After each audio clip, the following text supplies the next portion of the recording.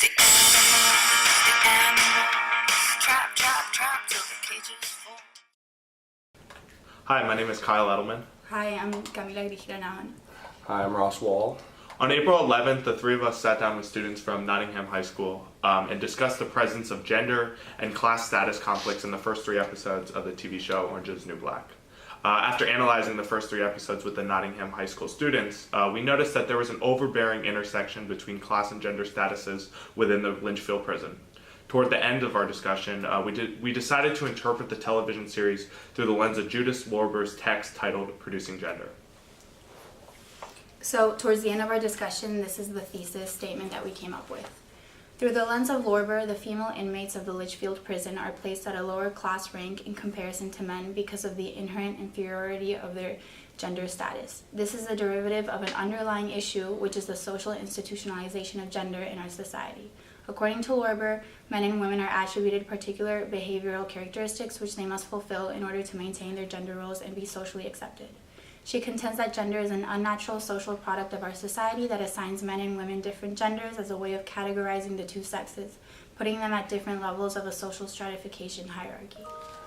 With the Nottingham kids, we talked about three particular scenes in which women were complying to their behavioral characteristics required by their gender roles, and which way these behaviors varied differently from the actions of men.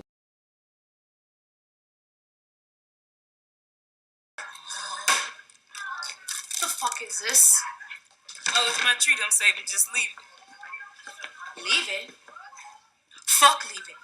You can't put your sticky ice cream shit in here.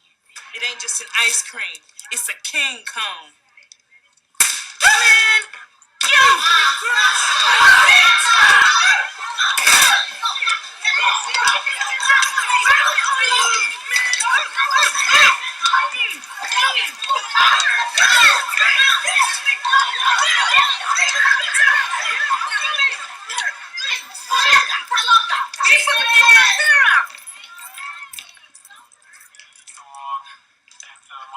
Please tell me y'all ain't fighting over ice cream. King cone. So after looking at that scene, if you kind of look at it through Lorber, you could kind of see the reason why the women were pulling each other's hair instead of like punching each other, which I think is like very important in deciphering the gender roles between the two. Kind of looking at Lorber's writing, society has implanted a difference between the way that women and men perceive and fight each other. Men tend to be more aggressive, they'll throw fists, they're more direct about it, whereas women are more petty, they'll pull each other's hair like in the scene, or they'll grab each other and use verbal insults to insult one of each other. Right. As we discussed with like the Nottingham kids, as you remember, like it's questionable if like this is a stereotypical instance, because like if you think like men, would they fight over ice cream cones, like you don't know, but like once again, like it puts women in like a hypersensitive light where they can get like heighteningly temperamental and like over seemingly insignificant things, like, and they might get erratic for nothing, or like it could just like a common stereotype. Yeah. So when looking at this through the lens of Lorber, this is assigning different behavioral characteristics to men and women, whereas like Kyle said, men are more likely to throw fists, whereas women are more likely to scratch each other and pull each other's hair, like we saw in the fight scene. So this inherently places women at an inferior social status than men because their ways of fighting are more catty and more girly. And I think another thing that's important too to talk about is the kids in the Nottingham group also said that most of the guards were male, and especially in this scene, they're all male. Therefore, like according to Lorber, this situation is a result of the discrepancies in social status, kind of going to Weber as well, where men hold more power and prestige and are placed at a higher level of social stratification, especially in this prison. I think that fits Lorber's mold as well. Yeah.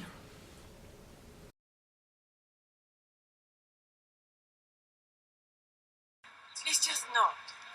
Это ужасная покраска on your head makes me feel.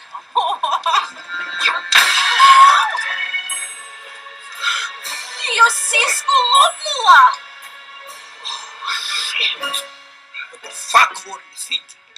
After all Ganya done for us, he loves the tits! Get them back, there's plenty more of them at the tit store. Did you count to 10? You're supposed to count to 10. I never even wanted to speak to those beasties. You made me! Why did you do such a thing? Because they left me because they made fun of me.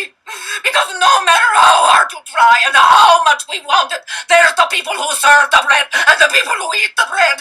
And for once it would be nice if he would be on my side. I was just... They're so mean. So are the men they married. They meaner. So the confrontation in this scene with Red was mostly physical contact. It was directed at the other woman's breast. Like, it wasn't your normal, like, typical man physical fight. It wasn't like punching or anything like that. It was just like very passive physical stuff. So like Lorber would look at this fight and she'd view it as like the typical female gendered fight, like stereotypical. There was no like fist thrown. It was like more dainty, woman-like, and they just stick to like verbal fighting or like passive physical behavior. Yeah, so as Ross was saying, there's this distinct difference between the way that Red acts and how these women act, because these women, I feel like they care so much about their appearance. Like, they jog in groups. Like, the main woman, like the queen bee, let's say, she got a boob job. She was always wearing makeup to jog in the park, whereas Red, like, she comes in and she makes these seemingly vulgar jokes with these women, and these women clearly are not into it, so they kind of exclude her and they disinvite her from their jog by not saying anything to them, and it's kind of like backstabbing and going behind her back and being catty. So, but Red, she doesn't pay attention to this, so this kind of shows the difference in social status, because these women who are perceived to be at a higher status than Red, they exclude her and they don't pay attention to her, and they are placed at a social status because they comply to these behavioral characteristics, whereas Red doesn't, which is why she's placed at a lower social status. And like kind of going off on those gendered norms Lorber talks about, Red becomes really emotional when she's talking to her husband about wanting to be like on the other side of the situation, and she wanted to, you know, eat the bread and not have to make the bread. So by altering her appearance and the way she acted, you know, she believed that she could become like a part of them and become a part of their jog, and that really frustrated her that she couldn't do that. Yeah, like when she was perceived by the other woman, they viewed her as like vulgar, unladylike. She clearly didn't fit in with the crowd, like you saw when she was walking the streets with them. Like, she just looked like the oddball in the group. Like, and Lorber would look at that and he would say that Red was in an inferior social class, so like that's why she was different than them. Like, she could, even though she tried to bend her like societal like place in society, she couldn't. Like, it's just how it is. So, and like it goes along with Lorber's idea of like the social gendered class, and I think you have that quote on here, right? Yeah, so the social gendered class, as Lorber defines it, is the formal and informal approval and reward of conforming behavior and the stigmatization, social isolation, and punishment of non-conforming behavior. Yeah. And going off of that, towards the end, it was really interesting when Red was fighting with her husband, because she starts crying at the end and she says, "They're just so mean." And then her husband says, "Well, the men that they married are meaner than them," and that kind of again shows the differences in social class between men and women, whereas men are the seemingly stronger sex, where they're supposed to be meaner than their wives and they're supposed to be more intimidating, and you can kind of see that intimidation in the relationship between Red's family and the family of the women who were jogging. So this like discrepancy between power is represented in how the men are perceived to be meaner, whereas the women are not perceived as that mean.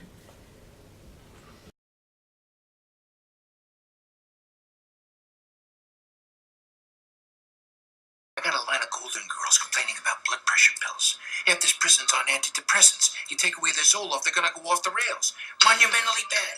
Monumental pain in my ass. Your ass, I'm juggling vendor changes, staff reductions. Look at me, I'm paying for my own coffee here. I got a tranny camped out in my hallway yelling about her hormones. You can suck it up. Gee, Jesus. She could be a major headache for We us. are only required to give her enough to maintain it. It is a federal system. If he wanted to keep his girlish figure, he should have stayed out of jail. Why would anyone ever give up being a man? It's like winning the lottery and giving the ticket back. So in this scene, Chapman's counselor was talking to the assistant warden about all the medication problems that they have with all their prisoners, and how there's just been like constant issue after issue, and he just doesn't want to deal with it anymore. He goes to the assistant warden and he's like, I have a transsexual who can't get their hormone pills, and when he says that, like, the warden comes back with a quote, and the assistant warden comes back with a quote and says, "Why would anyone give up being a man? It's like winning the lottery and giving the ticket back." And that just goes ahead and shows that the stereotype that women just view themselves as lesser in society at birth just because they're not a man. And I think like Laura would agree with this as well, because I think it shows how women view themselves in society. I feel like Laura would say that they feel like they have to work harder than a man to reach the same level. And on top of that, that men are given an advantage even before they're born, and when they're born, they're given an advantage over females. Yeah, and just going off of that, I think Lorber's definition of gender bending is really relevant, especially when Natalie Figueroa says the quote that you mentioned, that why would anyone give up being a man? It's like winning the lottery and giving the ticket back, because Brissette felt the need to undergo surgery and physically change her body just to be socially accepted as a woman. So she felt that she had to go through that whole thing to be able to dress up as a woman and have the characteristics ascribed to a woman because of her gender role. So I think that's really, really interesting. And also, I wanted to touch base on the fact that, like you mentioned, Natalie Figueroa, she's the assistant to the warden, and in many instances during the first 3 episodes, it becomes clear that the warden is a man, but the warden never, I've watched like the whole series, so the warden never appears throughout the whole entire series. And I think it's really interesting how she's the one that has to call the shots, like the really difficult shots, like taking Brissette off her hormones, which is a really like important decision to make. But the warden is still at the highest level of the social stratification hierarchy. So again, it's this idea that women are put at an inferior level, but men are still like hold like the major power, even though like they don't take the hard decisions. They still are the like authoritative power, but they get women like Natalie Figueroa to like call the shots and make the hard decisions within Litchfield Prison. So just to wrap up all the ideas we talked about, like, I think it's pretty easy to say that the women inside the prison are pretty much just a mix and match, like, relationship with complying to their behavioral characteristics that their gender roles require them to play. Yeah, so we see like a difference in how different women either comply or non-conform to their gender roles. Like we saw in the first scene, the fight scene, Tasty and Flaca kind of comply to their gender norms in the way that they fought each other. So they would like pull each other's hair and fight over something as insignificant as an ice cream cone, making them look as like hypersensitive. But then we see in the second scene with Red that Red is non-conformative and she doesn't comply to these gender norms, and that ultimately results in her exclusion from the jogging group. And then in the latter part of our discussion, we can touch on Lorber's definition of gender bending in regards to gender norms, and we can see that Brissette, how Lorber contends with Brissette's notion of being a transgender while still conforming to gender norms. Thanks for watching.